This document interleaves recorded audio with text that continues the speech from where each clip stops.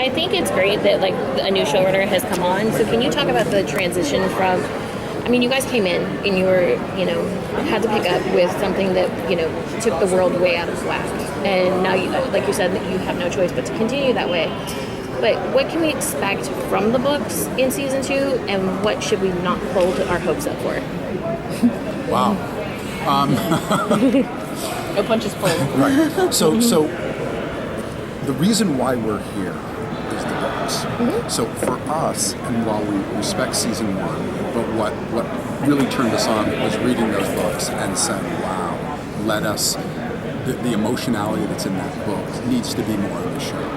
The stuff that Cassie has set up on a character base needs to be more in the show.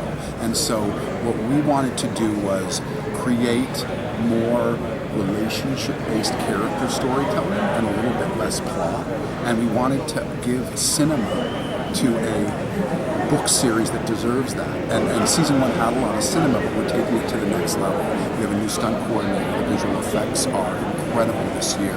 The sets have all been expanded.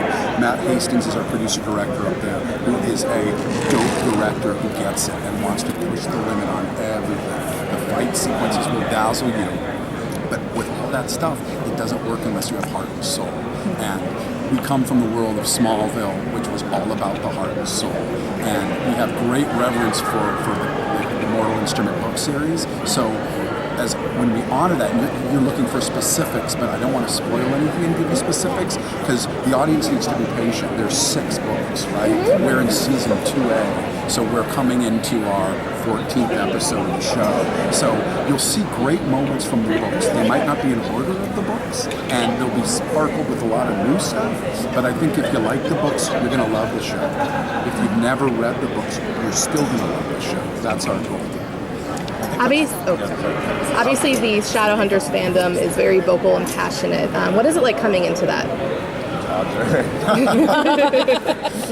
It's so exciting. It broke my heart. We were up on this panel, and these girls came up, and they had these tears in their eyes, and they're saying to Cassie, "You saved my life," and I'm crying inside. That's deep. That's amazing that she could change people's lives like that.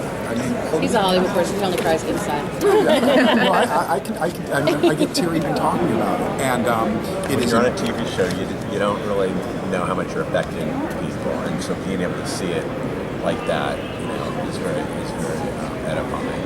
It's a great honor, to be honest. I drive to work. I'm blessed every day. I really do believe it. And this show, that's just being a writer, that you get to go to work and write. I mean, you guys know, you're journalists, but to get these characters to be able to take what Cassie's done and to dig deep and to both mimic the book in great ways and get these scenes that she's created and also do more is an honor and something we take super seriously. Well, one of the things we were talking about earlier, actually, at lunch was that the first time that somebody is reading or your work or watching your work or experiencing it and says to you, "I hate you for what you've done," is like an honor. You're like, right, yeah, I really affected you. Passion. I really got totally. to your soul, Totally, yeah. And I have these I'm not a huge Twitter guy, but since I've been on this show, I have all this automatic, I get all these questions, and I love answering the questions, because if I can, and I can say something, and the feedback, you're like, "You made my day, I'm taking a final right now, and I can't even study anymore because you told me that, Alec and Magnus were on their first date," and stuff like that. It's amazing. It's really, really cool. So I think that, ships are really super important to the Shadowhunters fandom, and you unfortunately have inherited a fandom divided. And, I think you have the people who like the ships in the book and the people who want ships outside the book. And Mick G has teased on his Twitter that we're going to get Sapphire and we're going to get Clizzy this season. Are those possibilities? When you say ship, this is this big controversy in my head. The word ship to me does not mean sexual. No, it doesn't to me either. Good. Because I've gotten on Twitter, people are like, "Well, I think it's but that's a controversial thing. Yes, it is. Yeah, totally. it really means some different things to different people. Right. So there's tons of Clizzy. They're not having sex in these 10 episodes, but when I say Clizzy, I mean sister, friendship, deep friendship, fighting, laughing, giggling, crying, all of that together. Like a platonic sisterly bond. Yeah, But real tight. No, I upset. Certain people are like, "What? No, they're lesbians. You can't say that. That's crazy." Maybe in the future, I don't know. like right now, that's not where it's at. So when you say Safiel, which is like a Simon and Raphael, Yep. Yeah. they've got great stuff this year. Are they having sex? No. But like, it's a great friendship, and I ship them as hard as anybody. But I'm not looking. You heard for, it here first. I'm not. I'm not like looking for them to have a sexual relationship. You know, I'm looking for them to have a dynamic, interesting, complex relationship that we can all relate to. So that's what like shipping is to us. You know. So yes to Clizzy. What else with GTs? Safiel, yes. That was actually. Yeah. Oh no, he said all the shapes. He said Sizzy too. Yeah. Which I know is definitely like, Which you got to be close to patient, everybody's heart. right?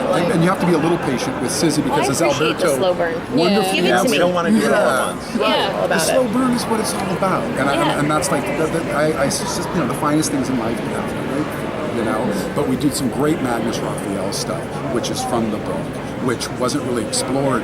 Magnus is so complex, it's so amazing. He's lived for all these years. It's not all about Alec. I mean, that's part of him. Certainly, he's got that relationship. We explore it. We love it. I mean, to write a 23-year-old who has never been in a relationship and a warlock who's met a million different men and women and jinns and fairies and you know, whatever, all that stuff. How cool is that? Forgetting that the gay folks, that's an amazing relationship. So exciting to write, and the gay relationship that makes it even cooler, you know. But it's not all about that.